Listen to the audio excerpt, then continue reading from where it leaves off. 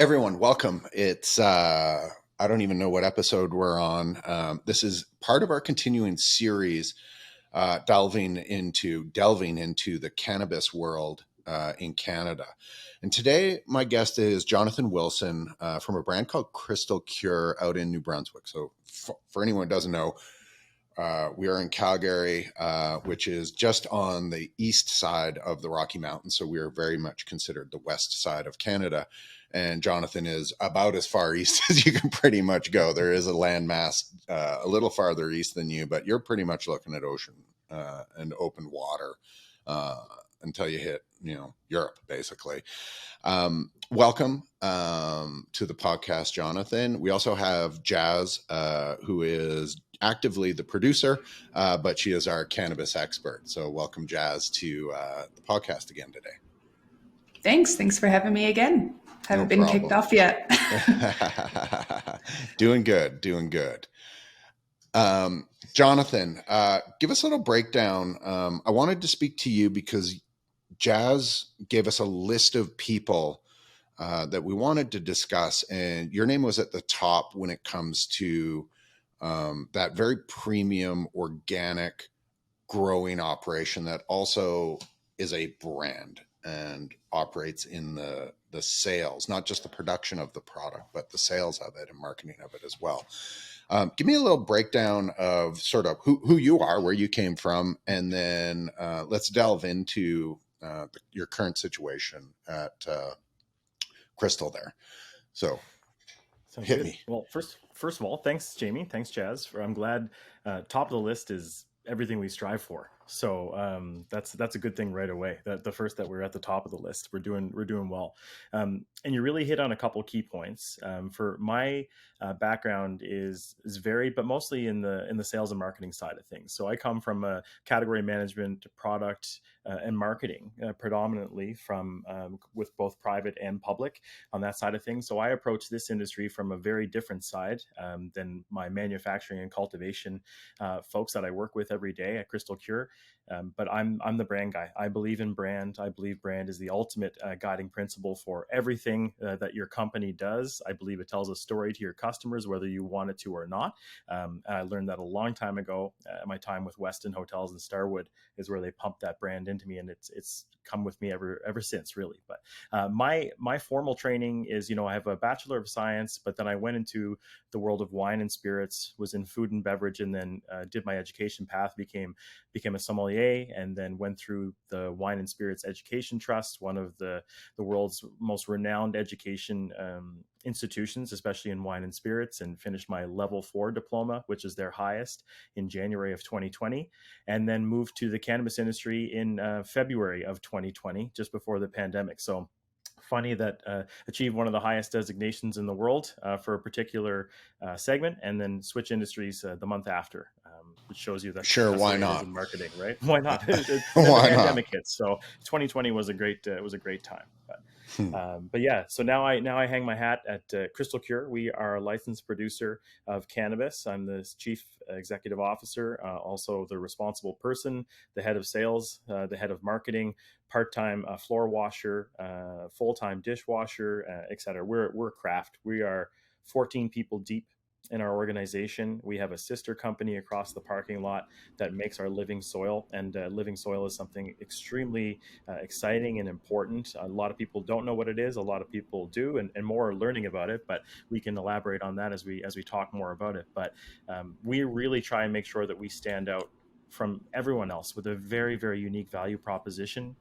That is because we can't have access to the same tools that we did before as marketers trying to promote our brand. So we have to be very, very creative about what we bring to market, and that everything we do, whether it's on the grow room floor, whether it's in the packaging side of our business, whether it's in their social media, everything ties back to that central brand. And that's the voice that we use. And that's the voice that you would have heard, hopefully, and that brought you to Crystal Cure. Yeah, it's fairly clear. You'd love. I don't know if you've had a chance to watch our most current podcast, which has the chief. What's Brian Takumi's? He's a VP of Brand Soul. You need to push your mic back from yourself there, little Jazz. Am I a bit loud? Sorry. Yeah, shh. Those microphones are really sensitive. Yeah, so you would love the Brian Takumi. I don't know if you had a chance to watch that, but he is an extraordinary human, and we're super blessed in just every fashion to have access to some like amazing, like he's all-time brand. Same with Scott Bowers, who was the CMO at Oakley during his main era, and we're 1,000% brand people. In our world, it's everything. So I'm love the fact that that's what you guys are. Plus, you guys are doing it at a really small level. I find that a ton of people get confused with brand. They intertwine logos, they intertwine color schemes and stuff that kind of matters, kind of also doesn't matter. Those things help grow equity, but they're not in the end what the brand actually is. Those are transient elements that can move. So amazing that you are, we can discuss brand, but in such a small segment. You guys are like, not to say you guys are tiny, but you're a team of under 20 people. You could say it, Jamie. We're not offended. Yeah. So, so you've got, what I'm going to say in a lot of different ways, a very jack of all trades background. You understand the analog to the wine world and the craft and the care that goes into producing high-end wine and spirits is something that's not lost on you.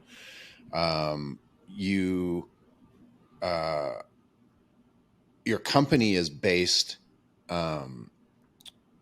from what we've actually found in, I think, every podcast we've done on cannabis. Your founder, if I read it correctly on the website, stumbled into cannabis through medical needs, which is how just literally everybody has pretty much come into this. And I brought it up on all the other ones. I was a professional athlete, a cyclist. I'm a 53-year-old man now. My body is broken down. I'm still very, very active. I had some surgeries in December, and I used cannabis to control all the pain. No narcotics, no nothing. Cannabis was like perfect, and really, really actually managed everything amazingly. And then I very quickly went on a turnaround trip and went down to the US for a month with my wife in our van, and we're driving down there and you can't take weed into the US. So I went down and I just like cold turkey from, controlling my pain with this to not, with zero effects. I slept the next night perfect. I didn't even blink. It just went on. Like I have more adverse effects coming off NyQuil than coming off of cannabis, which is semi-shocking to me, to be honest. Like it was so surprising that it just happened so seamlessly without even a blip. And it's like, do I prefer to manage the pain with it and have it? Yeah, I would have loved to have had it, but it wasn't even a problem. So you guys sort of stumbled into there. I want to talk about your small batch organic, everything you guys do. And I want you to go right down to sort of the bottom level, Jonathan, on just the production side for a few minutes. Let's dwell on this for a little bit and just talk about, like, I don't know what living soil is. I've got an idea, but I don't really know. So bring me all the way through how you guys get to where you are, because it's part of your value prop, which is part of your brand, which is part of your marketing. Totally. It's a great question, Jamie. And it's really key to who we are too. Talking about that whole soil thing is, my studies in wine, soil is everything. Really, if you think about the notion of, in wine, they have a word, terroir, which cannot be translated, they say, into English. It's a French word, but it's all about what happens in the grow space, in the soil, whatever, and all the factors that make this glass taste different than the glass next to it and the one next to it, even though they might have been grown side by side. And we really take those same feelings and bringing it here. into crystal cure because we do grow in soil. And living soil is just that. It's alive. It's alive with bacteria, good bacteria, microorganisms that are basically helping to create this very, very fertile, nutrient rich, dynamic product that we can grow in. And we have a worm farm on site that we do. So it's made with a mixture of 20 some different ingredients that go into making this soil. So people say a lot of the times dirt is dirt, but it might be, but soil is not dirt. Soil is alive. Dirt is dead. That's the way we usually say it. And this mixture, everything from, again, worm castings, which if you're being technical, we would say worm castings. And my 5-year-old son says when we're building our garden at home, it's worm poop. Dad, that we're adding in the garden, it's worm poop. But we have peat moss, we have cocoa, we have a whole list of ingredients that go into this. And it's all about, again, creating this alive soil, living soil full of bacteria, beneficial bacteria that help bring out the full genetic potential of the plant. Again, without having to add a whole bunch of other items into the mixture. The thing about living soil is that when you put it in the pot and you put your plant into it, it's supposed to have enough nutrients to take your plant all the way through their life cycle until the time it's harvested without having to add anything to it. Now, that is as in theory as it gets, because it's not a real thing. We're dealing with real organisms, and we can control the environment as much as we want with artificial lights and LEDs and you name it, with carbon dioxide being pumped into the rooms, and we can control as many factors as we want. But just like Jeff Goldblum's character from Jurassic Park, life finds a way, right? And that's what happens, and we have to deal with what comes our way. And especially being so small, like we are tiny, we are, there's microprocessors, micro producers out there. We're a standard processor and standard producer, which in the grand scheme of things, we have the same licenses that Canopy Growth has. We have the same licenses that Organigram has, but we're just at a very, very kind of infant stage of our business and just growing. And we chose to go very low, very slow.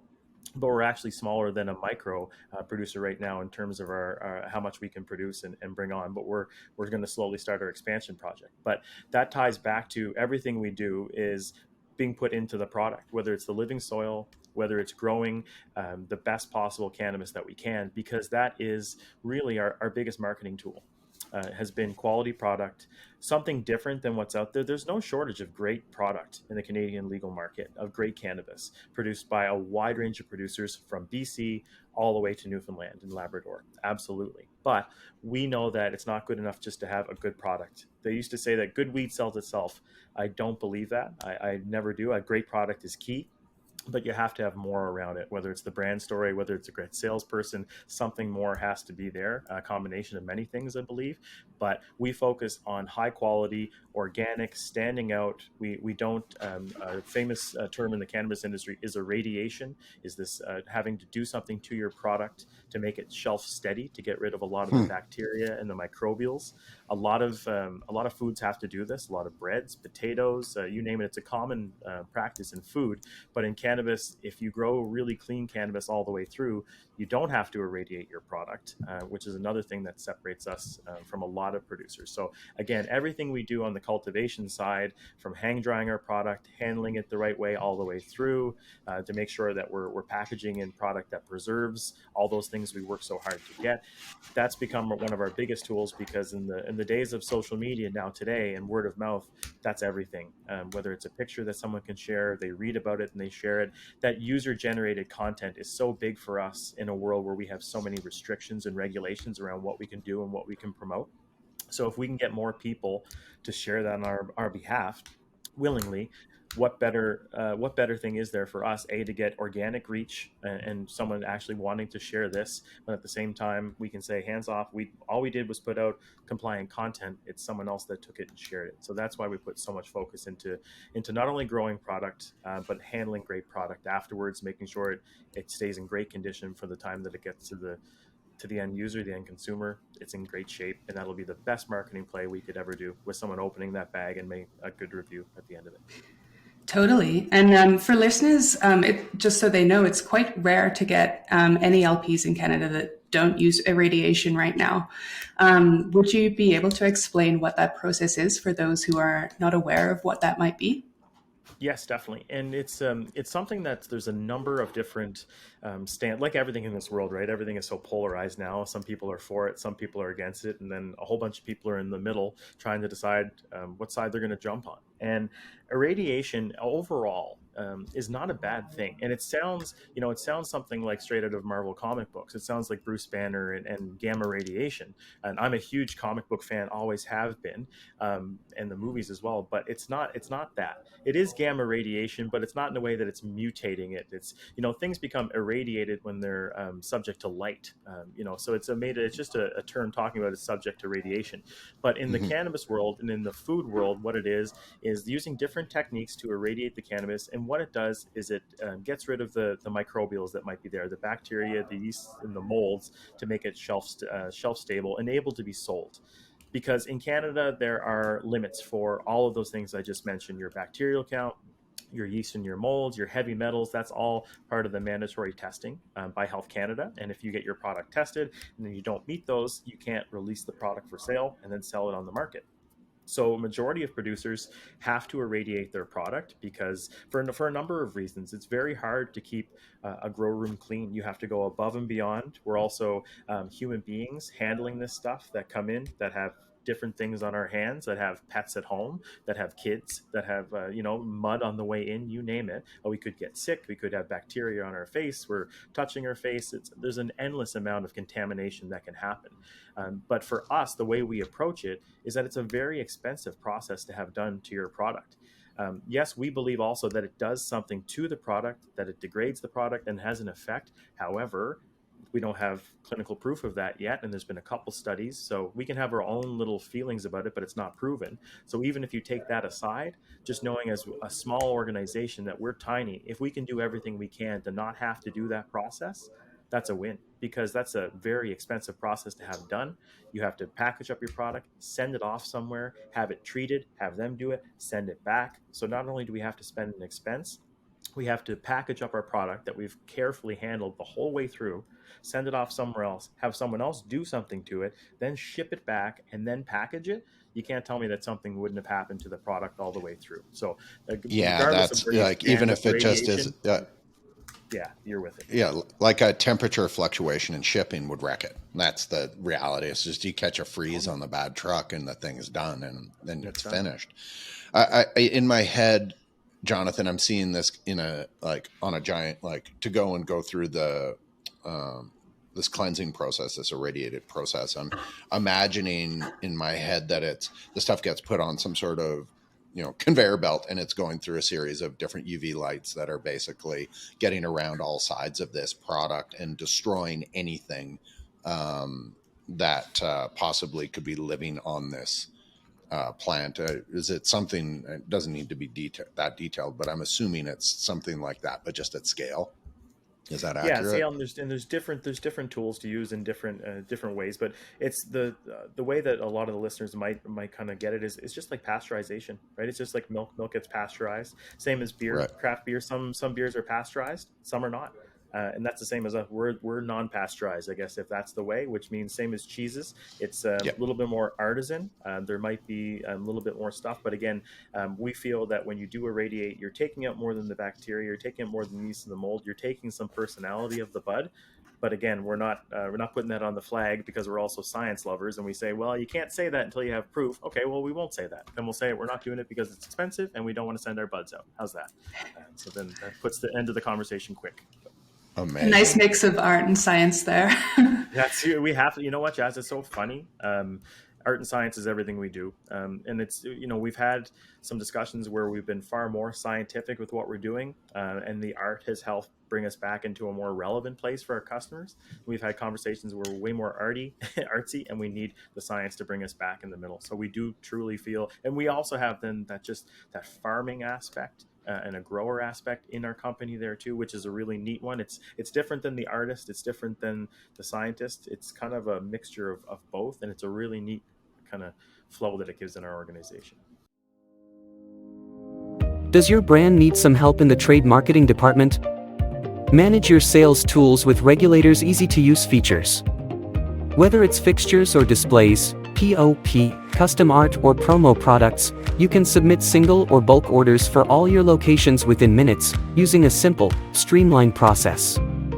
Deliver content, manage your budget and view the market, all from the palm of your hand. Move up to 10 times faster than your competitors and capture all the opportunities that put your brand on top. Visit brandregulator.com for more information. When we were talking about like the farming stuff, you guys like really went in hard on the soil, as we've kind of like already talked about, but so much so that you've developed your own like soil product, like this Adonis living soil. How does that kind of differentiate from other living soils on the market? That's a really good question. And really, the soil is the foundation of what we're doing. It was formulated kind of before the cannabis brand, Crystal Cure, came about. So really the soil was developed by one of our founders who believed in organics. That's the basis of our company, is in organic farming, as well as we used to strawberries before the time I was with the organization, but strawberries, black currants, vegetables, fruits. Our property is on 48 acres of organic farmland. So we're right in the middle of it, and we're going to use some of this property with our sister company that makes the soil, Adonis, and really develop this whole area into a destination. We're going to get down into that ecotourism side of things as part of our plan, but they're really, as we grow, they grow. And we believe we're big into the home growing. We're big into other producers. We truly believe in collaboration over competition. So we want better people, better soil to be out there for growers to be available. So we don't look at it as that we're selling our competitive advantage, because anyone, regardless of the industry, can tell you a good soil is a great starter. It does not guarantee success. It's actually extremely hard to grow in living soil and to get a top quality product. But it's for people that are really passionate about organics and wanting to use that medium. It's a great way to do it. So as we scale up our business, they're scaling up their business. And it's not just about cannabis as well. They're developing different mixes for, yes, a cannabis soil, a living soil, but also a mix for leafy green vegetables, for fruiting vegetables, Right. for nuts. You name it. We want to show how kind of unique this soil is. And yes, it can be tailored for a cannabis grow, which is extremely nutrient rich. But also there's great applications for this soil elsewhere with a modified mixture, so it's not as rich. But we really want to take that side of the business a whole new level. We want to be in Canadian Tire. We want to be in the shops across Canada. We're already in some of the hydroponic shops here locally. We have the product on sale on Amazon, which is really fun. So, my day-to-day is the CEO of Crystal Cure, but I'm also the VP of marketing and brand for Adonis Growing Solutions. So I get to wear another hat, which is awesome, and get me back to my really kind of traditional like marketing roots and CPG roots and talking about those things, which is fun because I don't always get to do that on the cannabis side. Yes, it's still a CPG. Yes, there's tons of things that we can transfer over, but given the fact that it is a unique product and there are so many restrictions on promotions and anything along those lines, this allows us to get really into the soil thing, talk about the soil, and in turn get some flow through to our Crystal Cure brand, still remaining compliant overall too. So it all kind of syncs up together holistically. So on your farm, your 48 acres, or I'm sorry, it was 48. Yep, is that 48. right? You got Okay. it.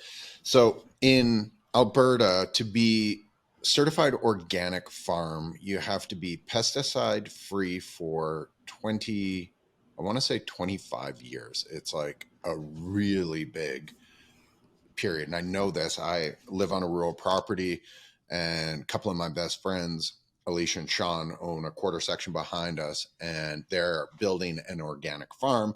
And just luckily, the people that were utilizing the land before just were growing small, never using pesticide, and just happened to sort of, own this property and then not do anything for 15 years. So it was really easy for them to stumble into this organic level. It was very easy to get past any of those barriers. I would assume, are those rules similar where you guys are? Is that a... Yeah, it's the same. You have a couple companies that will certify for organics. So it's interesting because on the soil side, our land is certified organic, our soil is certified organic, but our cannabis is not. So which is could be confusing, but when you break it down, it actually makes a lot of sense. We haven't gone after certification for our cannabis because basically they don't give certifications for cannabis. They can say, you'll see some people out there, some producers that say this is organically grown, but they don't say that the cannabis itself, they they're certifying the process. They're saying that the process that you used to propagate, to grow, to cultivate, to package, everything was organic. But they won't say right now that the end dried flower product is organic. So for us, that's kind of confusing. So we said, well, you know what? Our plants are seeming pretty happy knowing that they're in certified organic soil, and all of the inputs or any amendments we have to make are certified organic as well. Sure. Our plants aren't asking us for a piece of paper. So we're Yeah. not going to do that, right? But at the end of the day, when it comes down to the point where, say, to sell into Switzerland, you need to be certified organic, then we'll look at that. And it should be fairly easy because we have a long history of only using and acting as if we were certified organic. Whether it's our land, whether it's in our facility, we don't use synthetic materials of any sort when it comes to the stuff we add to our plants. So it's a natural one. But yeah, the certification for organics, whether it's your land or whether it's anything else, can be quite cumbersome and long, but it's usually the same couple of groups that certify. Yeah, and it's for people who don't understand, it's tough to get, like, it just gets expensive. All of the tiny stuff aggregates up to big stuff. People wonder how things get expensive. Well, expensive bottles of wine are expensive, one, due to generally low production and high craftsmanship that goes into the production of this product. But then it's the soil, what kind of clippers are they using to work on the plants? Do they have giant machines going through, or are these hand done with tons of people, making sure that everything is perfect all the way through?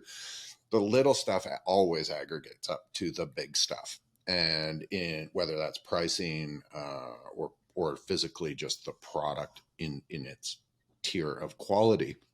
That's just the way it is.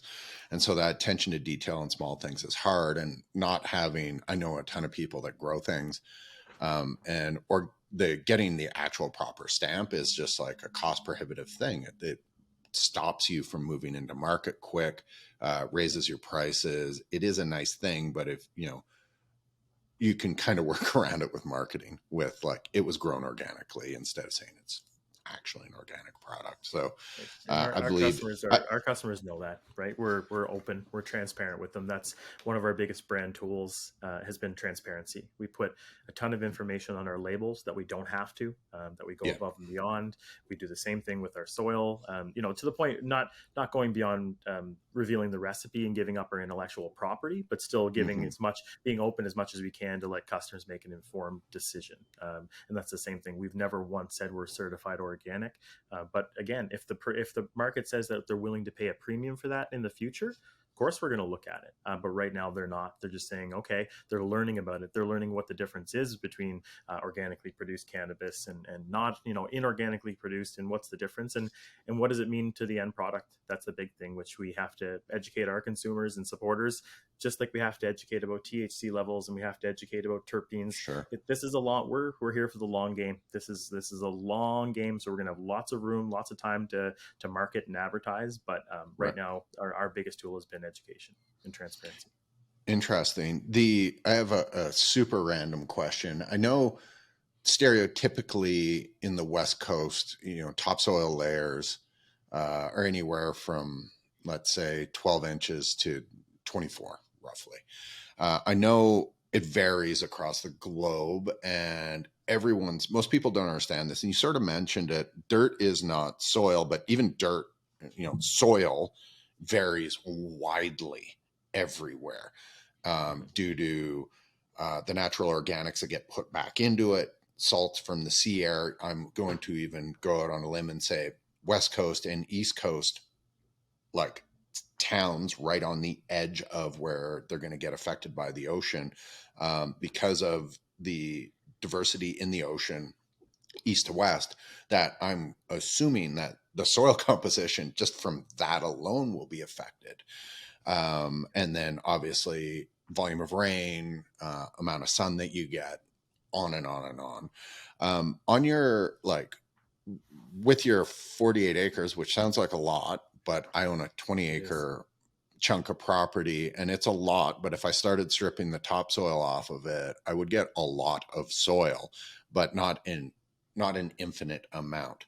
So my first question is when you guys are producing your soil, are you putting plants physically in the ground in some instances, or are you pulling the soil out, creating your living, like working with the soil and then growing in a potted environment? Or are you putting the soil back into a section of land and growing back on the earth? Like how does that happen? And then for any farmers out there, they're going to thank me. There's a point where the soil burns out and the soil needs to basically regenerate. You're pulling all the nutrients out of the soil and it's going into the plants themselves. In some instances, if you're not doing it right, you can kind of burn through the valuable stuff that exists in the soil. How does that sort of function for you guys? Great question. So there's a few different things. So what we're making right now and what we're growing in, I would technically call an organic potting mix right now. So but we're working on something else, which I'll lead into. So right now we're making the soil itself. We don't strip it off from the land. We're making the soil with, again, a mixture of the peat moss and the cocoa and your worm castings and all your various amendments. And it's made into a potting soil the same way you'd buy in a bag, Sure. a 1.5 cubic foot bag in Canadian Tire or any shop nursery across Canada. But what we're also trying to do, a couple different things. One, we have 2 acres on our property that was dedicated for outdoor grow, which we haven't done anything with yet because it's going to be a good price tag to really, the most expensive part is going to be getting the perimeter done up in the fence and the security and the cameras and all this stuff, right? Where the field, we grew sunflowers in it last year. We keep it amended all the time just to really keep it ready and keep it fertile. But that's an instance where we're going to actually put plants into ground there because we've been amending that material and that soil so often for the last number of years. We'll put plants directly in the ground there. And what we're working on right now is for our expansion in both our indoor grow rooms and our hybrid greenhouse is to build living soil beds and to have those as no-till beds that would stay for a while and then really get into, however many cycles we can go through, supplementing, amending the soils as we go, having the spent soil then taken out and used again and have this whole full circle, net zero waste thing that we're working on because, we've always said that we've built our business very organically, sustainably, to take advantage of the pun. But at the same time, it's really how we've approached it. We're trying to do this in a green way. We're building hybrid greenhouses, which use predominantly the sun supplemented by LEDs, as opposed to indoor, which we're using right now, which is not the greatest for the environment, but produces a very top quality product that customers want, that's efficient in that way, not so great for the environment. So we're trying to look at those things. But yeah, this living bed, going back to the fact that we say we're living soil, again, living soil, if it's done in a potting mix, you grow in it. And then, yeah, we can take it. I've taken stuff, spent soil home and then used it for my gardens, which is amazing. So you grow cannabis in it for 4 months and it drains almost everything out of it that was in there. But yet there's still enough in this soil. That's how rich it is. I take it and I planted tomatoes in it last year and I had 7 foot high tomato plants without adding any fertilizer to it. So it shows you how much is in it. But really the living beds is something where we want to get to say this is truly a living soil because it stays in there. It's the ground. We have to till it. We have to, amend it again. We have to supplement it and then we'll keep going until end of life. But so yeah, to answer your question, I guess we're potting mix, going to plant directly into the ground and going to go with a living soil bed. So we've got all 3 areas of dirt and soil covered, I think, for the future. That's interesting. Are you guys shooting to be like a true net zero company? Like, is that in the end, like, do you guys want to transition power consumption over to solar or wind or whatever you have at your fingertips? And I don't even know, and this is part of my just learning everything. What is New Brunswick's primary source of electricity? Is it coming out of like Alberta? It's coal, and is what it is. We burn a ton of it to power our province. Are you guys? What's New Brunswick's primary source of power as it sits right now? Same. We was talking about coal and fossil fuels, but the cool thing is about New Brunswick and with NB Power is that they've really gone big into solar.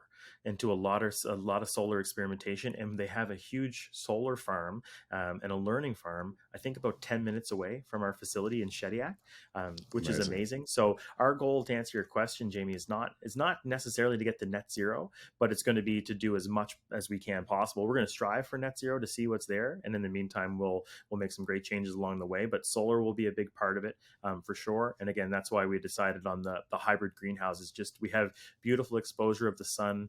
We are right next to the water. You talked about earlier about, the nutrients and stuff coming off the ocean. We are literally right next to the ocean, to a little river estuary off the Atlantic Ocean. So the farmland around is full of nutrients and minerals from the sea.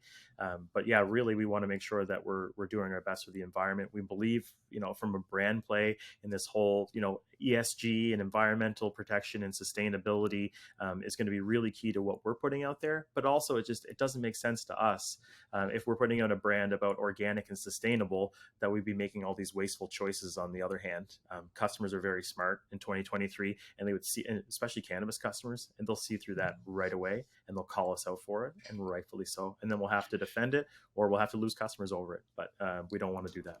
Yeah, it's interesting because I see a ton of companies shooting for net zero, and then I see all their executives rolling around in company cars and everything in their buildings made of plastic. And, like it's actually such a difficult and almost impossible thing. You could shoot holes in everything. There's a fairly famous situation where Neil Young was in Alberta performing, and he was just smashing Alberta over and over and over about oil sands and this and that. And it was a cold night when he was performing up at it was the Alberta or the Calgary Jubilee. It was a beautiful theater, and I lived right below it. I'm walking my dog, and sure enough, his tour bus, all three or four of his tour buses were all running generators, blasting heat into the vehicles. And sure enough, the news picked up on it. And, Alberta doesn't like to get bashed about oil use. And they're just like, oh, okay, this guy's in there literally smashing us over the head with his microphone for 2 hours about how terrible we are, while he's keeping unoccupied tour buses heated with diesel running generators. And it's just like, everybody was like, it's almost impossible in our world to get away from it. Whether it's my baseball hat that I'm wearing, the headphones Jazz has,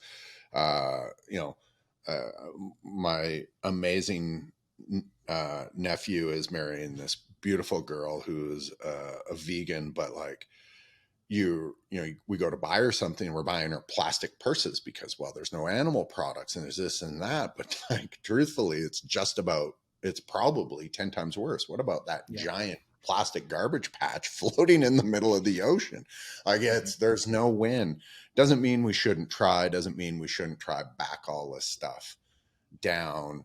But humans create garbage and humans create mess. You want to do as little of that as humanly possible. But to get yourself into a position where you're wedged in the corner, claiming to be net zero is like, what are you going to do? You're going to do this call with a string and a couple cans. It doesn't work. Like, you have to have computers, you have to have power, you have to have all these things. It's pretty difficult. So you guys are going through this. You guys have a few different, I've got your website up right next to me here. You guys have a few different products, and you guys appear to be sort of moving into different things. And I've made a few different errors on other podcasts. Are you guys actually selling product direct to consumer as well in your local area, or are you not? Or what's your sales like set up to channels? What's your distribution channels? So predominantly our product is sold through the various provinces, through whatever retail setup they have. So the ones that we deal with right now, we're selling in New Brunswick, Nova Scotia, Prince Edward Island, and Saskatchewan. So 3 of those provinces, Nova Scotia, New Brunswick, and PEI, are all controlled by provincial government, not just the same way in Alberta where they're the regulator in the warehouse, they're also handle the retail side of things too, right? So it's a very interesting setup. That's part of my background as well too. So I was with New Brunswick Liquor Corporation for 5 years and was part of the team that helped build and design Cannabis New Brunswick. So that's where I kind of got into the legal cannabis side first and then made the transition over. But that's our main sales channel, is through them. But we also have through New Brunswick, the provincial government allowed producers, some local producers, to get their farm gate license, which is a new thing that's being talked about a lot. It's what it is basically. For people that don't know what the term farm gate is, it's like a tap room. If you're a brewery, you go to a microbrewery, you go to a winery, you have the tasting room, you have a tap room. That's what this is for us, except you don't have the ability to taste and sample. You have the ability to purchase. So we can sell directly from our site there. We can't sell online. It's something that we're trying to push and get there. It's really in our facility only. You come there, you show up, you come in and talk to our team about the product, then you can buy it direct, as opposed to having to go to a Cannabis New Brunswick store. But it also is great because it's product that you won't find on the shelf. Sometimes it's the small little kind of unique grows that we do that we only offer there. But that's a very small volume right now because we're just a small operation. As we build and expand our facility, then we're going to expand that store and we'll have a full-on store that people will really be able to come down and see and check it. We're building this for the future so that as the regulations relax a bit and as we start to see more, that we'll be ready for it. That we fully envision a time when someone comes to our store, can buy product out of our glass jars as opposed to these child resistant containers, can take their fresh product, can go consume somewhere safely. We're next to some of the best beaches in Canada here. Maybe there's a consumption lounge just down the street. So we truly believe this. So some of these things that we're building now and we're doing, like Farmgate, it's not making us $1 billion a year right now, but it's something that we put our foot in the ground now because it'll be ready by the time that the industry is ready for it. We know customers want it now, so when we're ready to get it, we're gonna get it. From brand development to simple market executions, 54 Blue helps brands of all sizes grow with sustainability in mind. Their full stack range of services include print, fabrication, design, web, interactive, content marketing, brand consulting, creative strategy, and more. Join some of the world's largest brands and lean on 54 Blue for your next go-to-market. Visit 54blue.com for more information.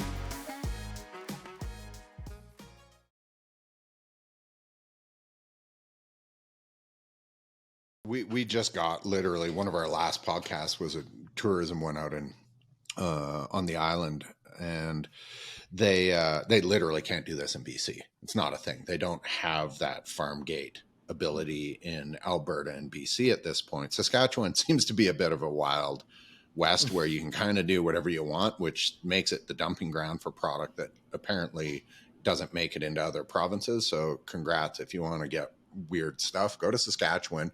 They've got it all. It's been a great which is market amazing. for us because of that.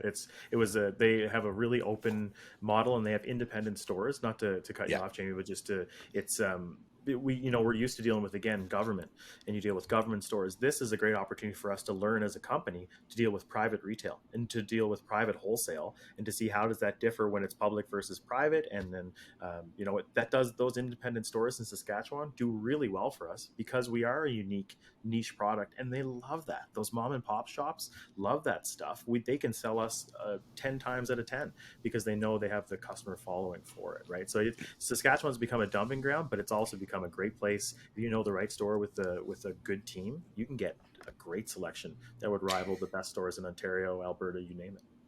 Yeah, I mentioned it in the last podcast, like how this has kind of happened. And like, honestly, you go to the Saskatchewan marketplace and it is so different from like every other province because like they have like the really cool, like small craft that like, the independent store owners want to get, but they also have this like crazy, like they have such a range in product quality, more so than the other provinces, because you're getting like SKUs that are rejected also, as well as the kind of like the really good craft stuff. So it's kind of like really weird. You can pick up anything from like the best weed you've ever seen to the worst weed you've ever seen. And it's like all just mixing around in Saskatchewan. So just to backfill, if you're jumping into this podcast and haven't watched the other ones, in Canada, some of the provinces have government control boards that purchase the cannabis and or alcohol, which is alcohol in a lot of instances runs a very similar path.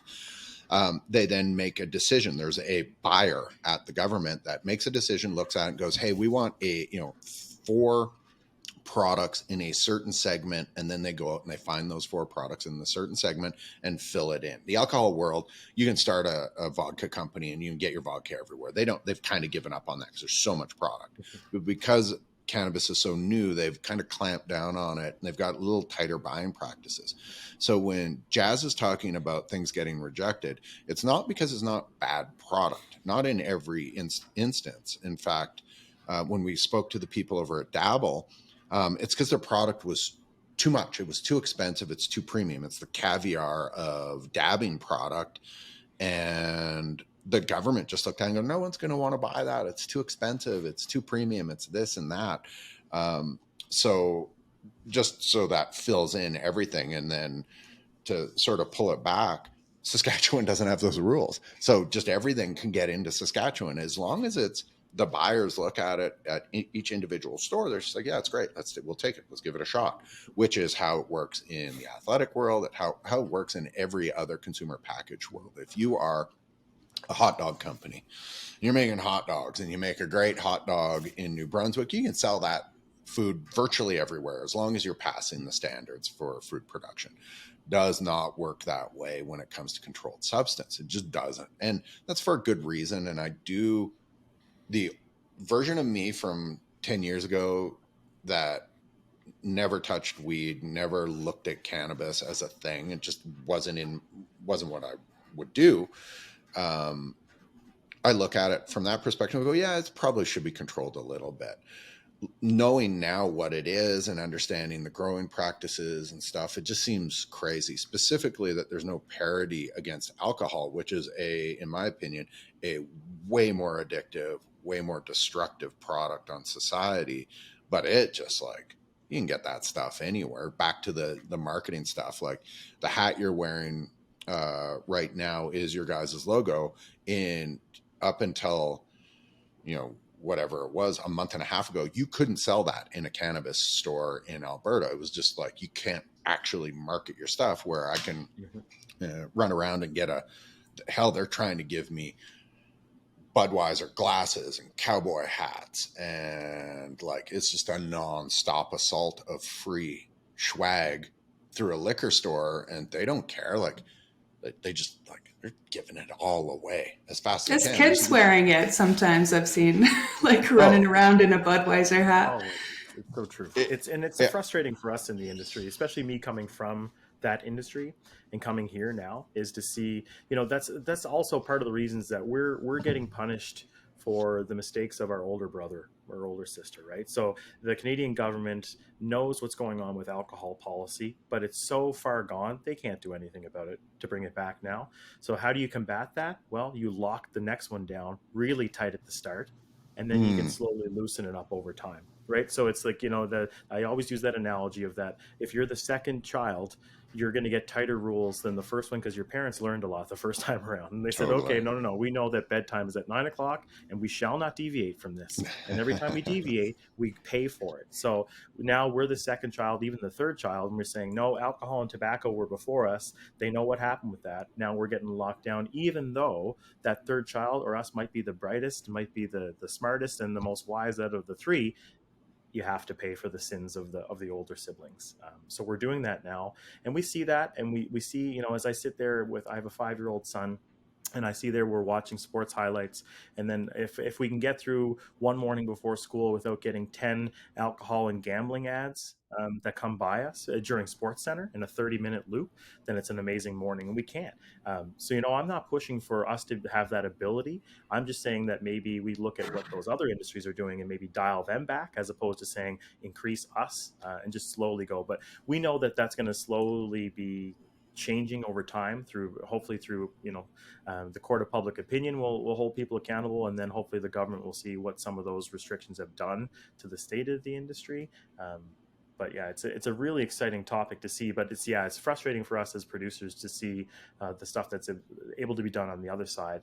With the window wraps on the stove, we have to have in cannabis our windows covered for our retail stores. No one can see in. In alcohol, they have them covered with giant Super Bowl ads, so that you can't see in the store, but you can see that 2 fours of beer are on for $34.99. Yeah, in the alcohol world, it's just done purely for marketing. Lots of stores don't. And in fact, I'm not sure, Jonathan, if you know, but they actually took that rule away in Alberta. So now your cannabis store can be wide open to the public, can see in. One, reduces the stigma of walking into a weird blacked out box and like it's creepy and weird and shouldn't be that way. And two, is just super, super dangerous because I can go in there and I can lock that door and do whatever I want in that store if I've got a gun. And it's insane. Like it literally was a crazy risk for all the poor retailers that had to live with not even being able to see who is coming into the space. Like it's a pure nightmare. And crazy people are out there. I say that all the time.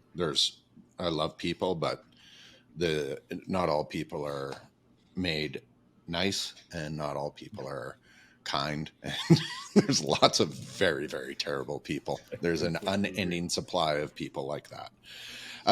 So you guys are doing it really, really right. Is your intention to keep spreading your product? Do you guys have enough product? Have you approached the Alberta market? Have you approached the BC market from your unique perspective? Is it just hard to get into the marketplaces right now because of the influx of growers? What's stopping you from spreading all the way across this beautiful country?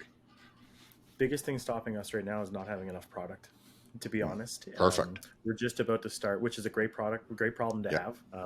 We hear the reports just put out by Ernst & Young about the state of the cannabis industry. It's a wonderful report. If you haven't seen it, even for just the layperson, just to read about the current state of the industry at a deep level. I forget the name of the title exactly, but there's somewhere in the vicinity of 1 billion grams of cannabis out there in warehouses across Canada, and the warehouses of both retailers, wholesalers, and in producers. So 1 billion grams that can't be sold for one reason or another.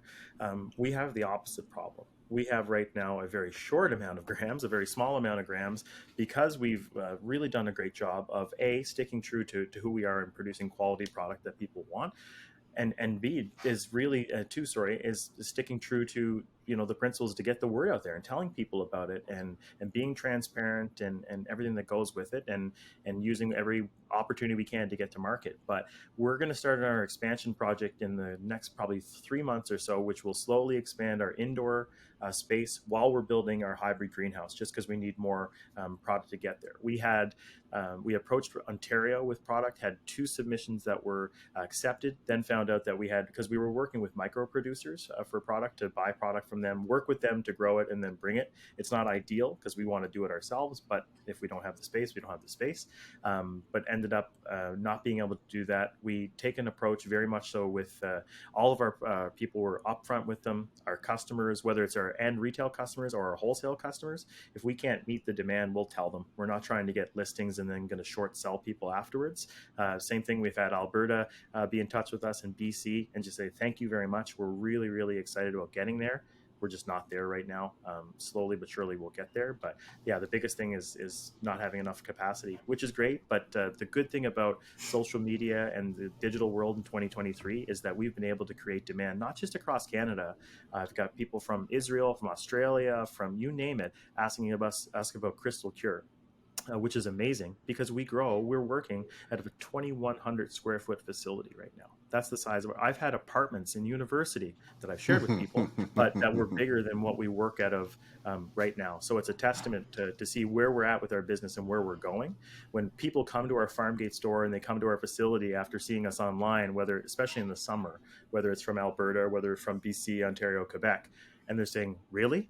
this is where the magic happens. And I said, this is where the magic happens. Yeah, sorry, we kind of feel like the Wizard of Oz a little bit. It's like, pay no attention to the man behind the curtain and just focus on the great stuff that we're doing. But it's a testament of where we're going. But yeah, the number one thing, can't keep up with demand. We're not here for the high rollers, snooty wine critics, or long-haul collectors, but we do think it's about time wine cellars turned into swoon-worthy works of art. Our experienced designers will bring your dream wine cellar to life, fitting any sized space and aesthetic requirements in your home. Our craftsmen carefully hand-build your cellar to give you a wine storage space that really feels like you. Visit themoderncellar.com for more information. I haven't asked the question to anybody yet, but is there any other open markets in that are like allowing cannabis sales around the globe? Like, can you, I'm sorry, I just don't know. Can you export your product to another open market, like put it on a boat and ship it? Is that a thing that happens? It's you took the most simplest path to get there, yes, but yeah, essentially that's you have to have first of all, there's different certifications that are needed to do that. So if you're going to send to Germany or Israel, then there's different certifications that are needed to make sure that your facility is producing in line in a way that fits the standards of Germany, Israel, Switzerland, you name it. But yeah, we can. We haven't exported any yet, but we've been in talks to do that with both Germany and Israel, because they have great demand right now for like medical grade cannabis, really like that craft side of things too, where they've had product from a lot of the larger LPs for a while, but then like everyone else slowly develops that need for quality. They want more education, they want more terpenes, they want to know about living soil compared to hydroponics, or they want options, right? An educated market wants those things, and now we're starting to see it, which is great. But yeah, you have to go, there's a lot more paperwork and a lot more legwork to go through, but they can be actually very profitable markets because the prices they're willing to pay are fantastic, because you don't have to layer in this whole excise tax that we're dealing with right now, which is exorbitant and ridiculous, and then the high markups of the provincial retailers too. So it's very beneficial. The thing is, you never see that product again though, so it's not a brand building play. It's a move product and stay in business kind of play. Well, not sorry, Jazz. I'm going to keep cutting you off. Just hold on. We'll get to you. I promise. Is the Canadian? Can you mute your mic, Jazz? I'm hearing background. Is this going to be a focus from the Canadian government? Like, we export all sorts of like agricultural goods around the world. And Jazz, you may know the answer to this as well, but like, is this pardon the pun, a budding export business for Canada that will allow our farmers to be able to produce this product? And what ends up happening is farmers end up growing all sorts of stuff. They have, generally, you guys would grade your stuff A, B, C, D, or whatever, and be like, this is premium, this is not. Premium goes into, you can define the different marketplaces for this stuff. Just like Nike, they've go to any outlet store, you're gonna see a whole bunch of t-shirts that are slightly flawed, and they're still great and they're fine, but they're, it's a B-grade product that goes to an outlet store just because the manufacturing process wasn't perfect on it, but still a great thing. Is the government actively, like, to me, this would be a huge thing. Canada is well known for being able to grow great cannabis. It just is. It's well known for it. Is this a thing that is getting pushed? Like, is the government actively looking to do this? No. Right now, I don't know what the government is actively looking for us to do at all, to be honest, because, depending on who you ask, they say that legalizing cannabis was a public health initiative. And so that we're making good on that promise that was made by the government. But then at the same time, they're not willing to do anything to help the producers that are struggling so immensely with profitability, you name it. So we don't quite know what they want us to do, but I can tell you they're not promoting the export market, and it could be a great market for people, but we have to take advantage of it sooner rather than later, because you see what's happening with Germany. Germany's moving towards full legalization, and once they do that, then I don't know if everyone knows this, but the Germans are quite good at manufacturing Mm-hmm. and producing. And some of the best wines I've had in my life have been from Germany. Some of the best beers I've had in my life have been from Germany. They know how to produce high quality items, and they can do it very profitably and efficiently. So if we're not taking advantage of that now, we can't expect that opportunity is going to be there in 10 or 15 years. Right? But with a big but, there's to the argument on the other side of this coin. When you start exporting it and doing it prolifically, that means you generally have to open up your imports, which means then that German product can flood in. This is akin to what the Canadian music industry did for years. It's like anything on Canadian public radio has to have a very inordinate percentage of Canadian content, 25, I think, %, which brings forward production money, brings forward all of these different things. And it is super protective against imported music, because you're literally saying you don't get a license to broadcast and use the spectrum of public radio waves unless you're actually driving this forward. But in fact, actually, that's where all of our good artists come from. And it's worked clearly. It actually produced a really, really great environment that wasn't, no one wanted it back when they started it in the 80s. No one wanted it. No. Like, who wanted rock cuisine? Who wanted like all these crazy acts that that's were. A New Brunswick guy. Easy on that one. That's our hometown boy. Okay. Yeah, but they didn't want him in Alberta. I'll tell you that. But like, that's a thing. And it worked, and it allowed this to happen. Quebec is the ultimate in protection, because they protect everything. They're protecting language, and that on its own is an insane thing. But it leads me to wonder if they've got a longer view, knowing government enough and being very skeptical about how intelligent they are. My guess is they're not thinking that far forward. I just think they're probably trying to control their own backyard before they let the genie out of the bottle and it becomes a thing. However, dear Canadian government, what would Italy be without wine? What would it be? And where would the wine industry be if that just was a thing that didn't, you could only get it in Italy? It would have stagnated across the globe. It wouldn't have been the product that it is today. So in my opinion, it's a thing. Like, to me, this looks like amazing ability to produce jobs. Let us be what we're good at. If we're great at producing oil in a world where oil is needed, let us produce oil. If we're good at producing cannabis in a world where cannabis is a thing that can be sold and wanted, let us produce cannabis and market it. Let us do it. I understand the controls. I understand safety. I understand not having cannabis teddy bears and like all the stuff for kids. Like, I get it. However, it needs to happen. Just like BC and Alberta needs to have farm gate licenses. It's crazy that they're not allowing small producers to be small producers, just like wine can. Like, you go what's the Okanagan? Like, what's the everyone, right? Yeah, what's the Okanagan? Hey, BC, you make a ton of money off of Kamloops Penticton. You just do. Your government is making a fortune on tourism, on liquor taxes, all of these things that's happening. And you're also producing world-class businesses out of this space where it's tiny. What other than that lake and the Hells Angels, what else do you got there? It's like, it's a thing. Let it happen. It's great legal business. Jazz, sorry for cutting you off. Go, Jazz. It's your time. It's okay. I just wanted to jump in about the exporting thing. So the Canadian government does have a plan for export. A lot of the reasons for we're not seeing it is that because literally the other countries are still in their legalization process and things like that. But what it is now, it's a great opportunity for private exportations. Like, I recently worked with a brand who is exporting goods to Jamaica. And what a lot of people are not considering is that these other countries have different restrictions. So in Jamaica, you can sell infused alcohol products.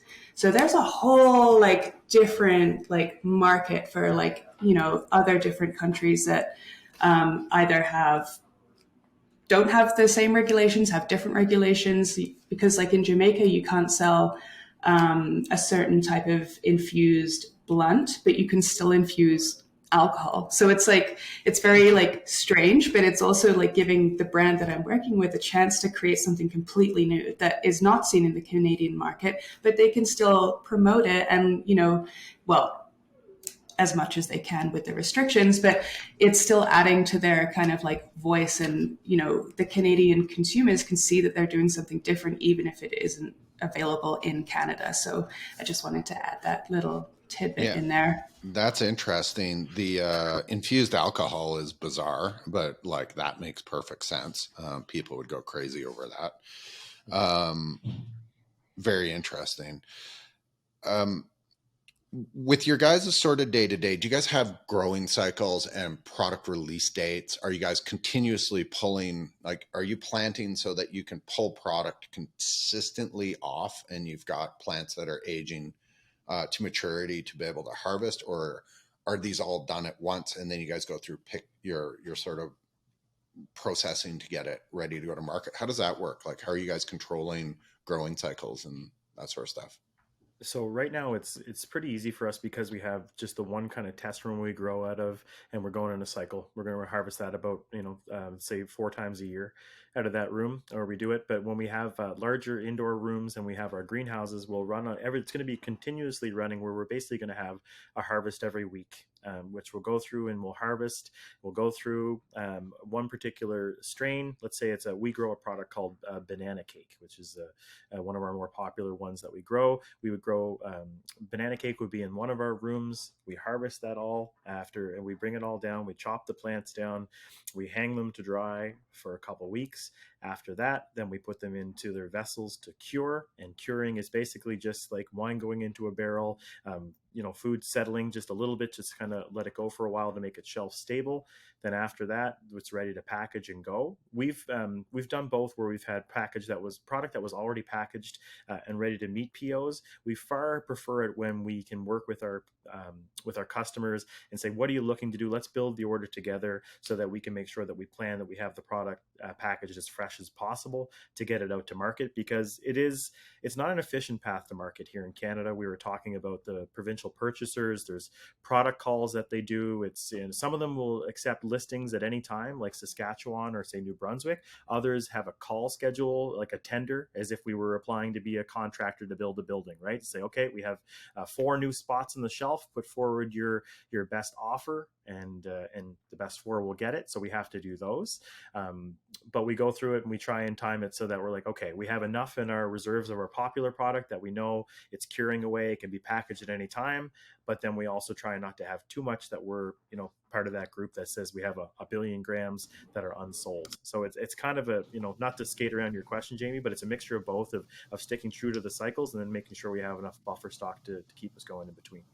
Interesting. So just to go back on it, the billions of grams of weed sitting around in warehouses, and this would be in all sorts of different situations, but is a lot of this product just oversupply that naturally happened when the market opened and it's going to self-correct itself? Or is this product that's aged out? I know in wine, old wine is amazing.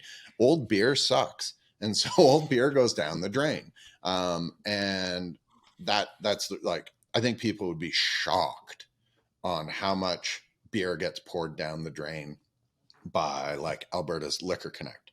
When the stuff is gone, it's gone, and they have to dispose of this product when it's no good. So they're literally just like smashing cans and this stuff is draining out. And I would assume they're doing it correctly and it's being done in a proper fashion.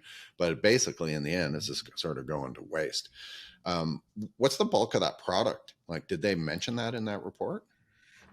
They didn't mention it, but I can tell you what it is. It's a couple different things. One is the fact that yes, there's oversupply for sure. Producers are still producing product that they know they can't sell.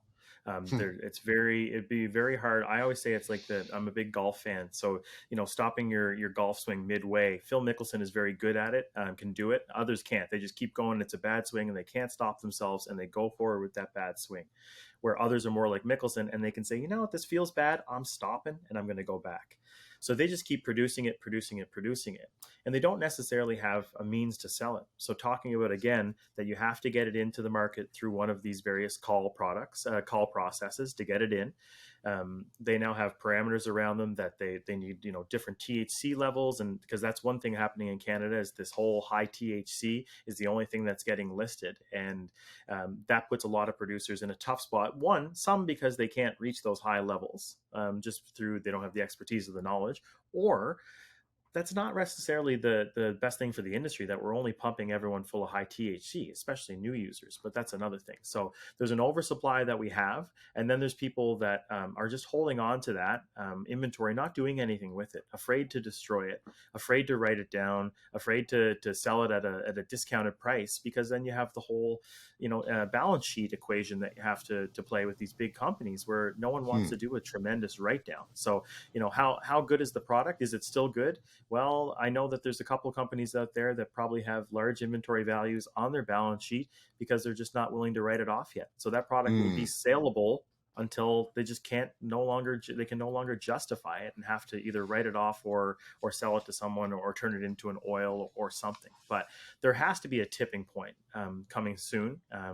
Hopefully that there's some things happening with the regulations. There's happening things with the excise taxes that'll help us have more tools. Farmgate is another one too that will really help. If we're using the provincial retailers and monopolies and wholesalers to control the listings and say we only want 25% plus 30%, okay, they're your shelves. You can put what you want on them. Then allow us, the independents, to be able to sell whatever we want out of our locations. Then we keep them out of your store. We don't have to have someone going in there looking for 22%. If they want 22%, come right to the farm. So it's there's a couple different main culprits for the overproduction. But there's also just all these little things kind of coming together as one to make a big one. But there's a couple really big smoking guns. Overproduction one, and overproduction of product that people don't want is the other one. It's you would be familiar with this, Billabong, Quicksilver, Roxy, all those surf companies about, I don't know, let's say 10 years ago, just hit the skids. These were all multi-billion dollar apparel brands. And I worked for one of them, and I know for a fact that they had containers and containers of product sitting in the ports for years. And the industry, the buyer, the trend changed. Fast fashion with the younger generation came in, Forever 21 and all these fast fashion brands started annihilating the $30, $40 t-shirt market, because that same t-shirt or similar t-shirt could be bought for $10, and it basically in the end the same, just didn't say Quicksilver, Billabong, Volcom, whatever it was on it. And the consumer didn't give a shit anymore. They were just like, I don't care about that thing. I just want the t-shirt. I'm going to buy 5 and have 5 instead of having 1. And so these companies just kept backlogging. They had all these POs coming in and no one was taking the product. So this product was sitting on their books and they would keep it in the port because it was not landed. And so they were playing accounting roulette with the money of this inventory and pretending, because it was still stuck in the port, that it had never landed. And it was super dramatic against the industry. They should have just brought it in and either destroyed it, written it down, and slowly taken the ride down, because they would have gone probably a little less farther down than where they got to, unfortunately. And so anyways, I understand that part dramatically. I would assume there are it's not the small producers that are making the mess. It's the huge producers that are making the mess. And that's the problem. It's not you, it's them. They've made so much expecting something that they didn't. Plus they probably didn't understand that premium is going to, like, not that they're not making good stuff, but people do want variety. That's why beer is like going to a beer cooler nowadays. It's There's not 4 main brands in there. There's 400. It's everything. So anyways, interesting. I love it. I do a thing on this podcast called Cool Confessional. And traditionally I give away a little secret about myself. I think having dumb little secrets and pretending you're something that you're not, which we all do. And I've done it my entire life. So I'm stripping away all of my tiny little veneers that make me seem like a person who's either got it together, cool, or smart. Slowly eradicating all of them.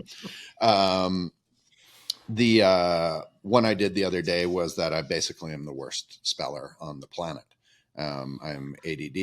It's a nightmare. And, my poor father, who is a very kind and amazing human. He was also one of the best teachers ever, and he ran a large English department at a huge high school in Calgary, and I was his worst product ever because I literally can't spell. And Dad, I know you tried super hard, but I didn't care. I wanted to ride bicycles and play basketball. I had no intentions on learning how to properly spell and operate within the English language, as Jazz purely knows. So today in the Cool Confessional, I'm just about as bad in math. So my math skills are atrocious. I have to use a calculator for everything. Calculating tips is a nightmare. Thank God for the Interact machines that now just present you the tip levels, and I can just go bing and look and then just drop my credit card on it. I am a lot of things. Dopey and silly and foolish are 3 of the top ones, but I'm also terrible with numbers. If they're presented to me cleanly and my eyes and brain perceive them right, I can generally do okay, but I am not great at them. And that's why I'm not a physicist or a mathematician. So in the Cool Confessional today, I'm just about as terrible with math as I am with the English language. So there we go. Jazz, your last couple have been like mediocre. You got a good one from me. Well, today my confession is that not always, but almost always, I will have a hot chili or 2 in my bag. And this is because, don't laugh, Jamie. We grew up like growing chilies in Australia. So we had like Thai chilies, ghost chilies, jalapenos, and another type of chili that I forgot. But it's always just been like part of our family. Both me and my dad eat incredibly spicy food and like are just obsessed with chili. So adding to the weirdness that is me, I always have a chili in my bag. And that is my confession today. That's an interesting one. That's a very strange purse snack. My wife always has a snack in her purse of some variety, a half-eaten muffin or something. But a half-eaten chili, I would have never guessed. It's an odd one, but good. Well, I have other snacks and I eat them with like other things. I don't just kind of like sit and eat a jar of chilies, but I always have them. I bet you have sat and eaten a jar of chilies. I've eaten half a jar of jalapenos. Okay. So, but I wouldn't sit and eat like a packet of these. I'd eat like a couple a day, I would say. Okay. Yeah. That's a great one, Jazz. Congratulations. You finally nailed the Cool. I finally did a good one. Yay. Yeah. Jonathan, do you have anything you'd like to give up about yourself? Doesn't have to be a huge thing, but we always welcome the guest. It wouldn't be right if I talk about transparency, right? It's a key part of the brand. And a funny thing about me is, one, I can't throw a Frisbee to save my life. So I've played sports my whole life. I've played hockey, I've played baseball, I played soccer in high school. Like I played sports at a high level, and even baseball. It must be a throwing thing. I used to play shortstop and second base, and before every time I throw the ball, I get like a crippling anxiety through my head that I'm going to throw this ball somewhere else and miss them completely, and then I just keep going from there. And with a Frisbee, so with baseball, I've been able to kind of work through it and just get through the pain. Frisbee, I can't. So I'm putting it all out here today on the podcast. I love it. You can't do it. I can't throw a Frisbee, and that's my one regret in life, I think. To counter that, Jonathan, a Frisbee is the only thing that I can throw.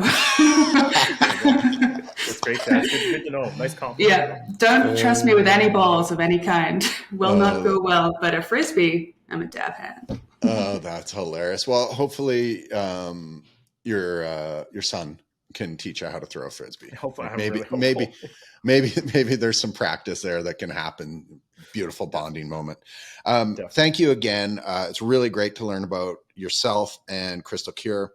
It's always great to talk to someone a million miles away from us, but in our own country. I am a absolute 1,000,000% Canadian fan. I am above anything. I'm Canadian. I am like, I cry. One of my other ones, I literally cry every time I go to a hockey game or whatever, and they sing the national anthem. I can't help it. My pride is like over the top with Canada. It's twice as bad when I'm in the US. I go to the US fairly often. And if I catch a Canadian team at a US event and they sing the national anthem, I'm screaming it as loud as I can with tears running down my face.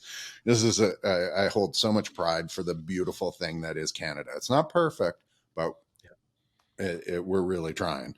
Guys, thank you. Jonathan, thank you. Jazz, as always, thank you very much. And we will be back on the Marketeers Clubhouse again. We'll see you all soon. Thanks a lot. Thanks so much.